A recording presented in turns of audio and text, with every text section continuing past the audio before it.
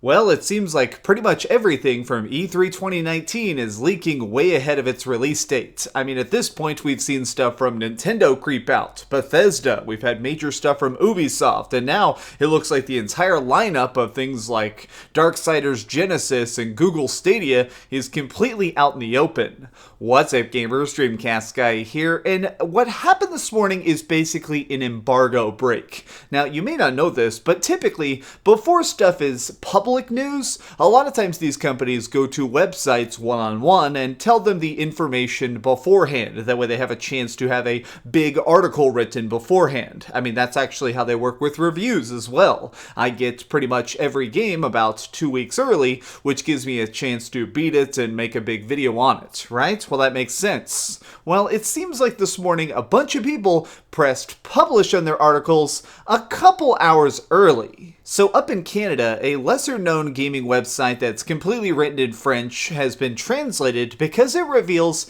basically every major thing about Google Stadia. And to be honest, it is hilariously bad. Now, my biggest fear when it came to this was that the service itself just wouldn't be adequate, that it'd just be something that was super bare bones. When in fact, it seems like the things they're offering with Stadia are interesting, but it's expensive. Let me just read some of this here, and keep in mind that as I say this, this is just craziness, because what you're about to hear is that Google Stadia has a subscription fee every single month, and new games are a separate charge. So what's going to happen is, Google Stadia itself is going to launch on November 14th. You can pre-order a Founders Edition of Stadia for $170, which includes a gamepad, a Chromecast Ultra, which obviously, you know, is like how you're going to plug this type of streaming stuff into a standard HDMI port, Destiny 2,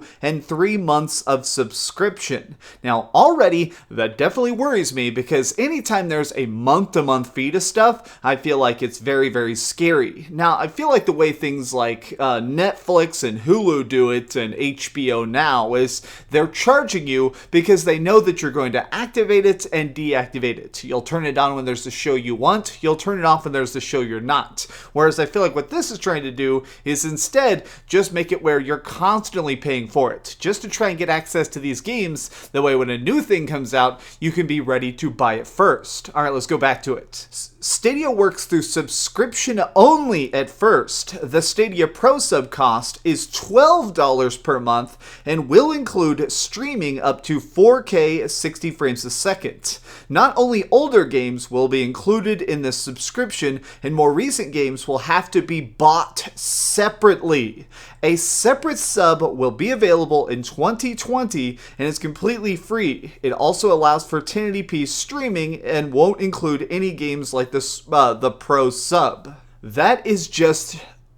it's just so stupid. Either charge me for the games or charge me for the freaking stuff. Don't charge me for a service that's just going to be random HD games. This is already sounding like such a dumpster fire, and we're hours before the official reveal has even started. So as we continue here, you can see that there's some general specifications for just basically the minimum requirement for how good your internet needs to be, and they're decent, but I still feel like these are just general guidelines. Like, sometimes you may be able to install a PC game, but it'll still look like trash if you're not able to at least get close to the center of like the target render models. Now, the next thing is, you will need the Chromecast for Stadia to work at launch, but it's planned to work through any Google device with Google Chrome in 2020. Games planned include Destiny 2, Assassin's Creed Odyssey, The Division 2, Doom, all 3 Tomb Raider games. The launch lineup will have 31 games. This sounds like it's going to be a catastrophe, and already I'm kind of just chuckling that Google even thought that this would be a success. But let's just shift gears a little bit to something that's much more positive, which is that Darksiders Genesis has officially been leaked, like hardcore. Some Amazon listings went up that include stuff like gameplay, plot details, and everything. Now, this is probably going to make some people a little bit mad, but Darksiders Genesis is a twin-stick shooter. Now, honestly, I am super hyped for this. I am super into, in general, twin-stick shooters. I think that they're super fun. Something about top-down action is, it's so arcadey in feel that, honestly, it gets me super excited. Anytime I see games like this, I'm immediately like, yep. So, I may get in trouble for this. I'm more excited for Darksiders Genesis than I was for Darksiders 3. Yes, I'm being serious. This looks so good. I'm definitely buying that day one. Probably on PS4, just because I've been getting back into trophy collecting, and this does look like the kind of game that, well, would be really fun to try and just kill every boss in every way to try and get all of the trophies. Now, the very last thing that I want to talk about is something that's definitely less of a headline-grabbing topic, but I do find it fascinating personally, which is that they are apparently going to be trying to completely overhaul a Destiny 2. Some major leaks came out this morning from, again, websites publishing information way ahead of embargo that basically say that Destiny 2 is about to completely rework itself. So up until now, the way that Destiny has worked is you purchase the game itself, and then each of the expansions was sold separately. In order to continue playing, typically you were, well, basically bullied to continue buying these expansions. I don't even mean this in a super negative sense. It's that literally a lot of times the best gear, the best bounties, the best little random missions were done with the latest content, so playing the old stuff after a while was completely irrelevant. Well, it sounds like what they're trying to do with Destiny 2 is make it where all of the old content will be perpetually free. So there's a bunch of new stuff that's going to be coming out here in a couple months, and it sounds like what they're trying to do is basically make it where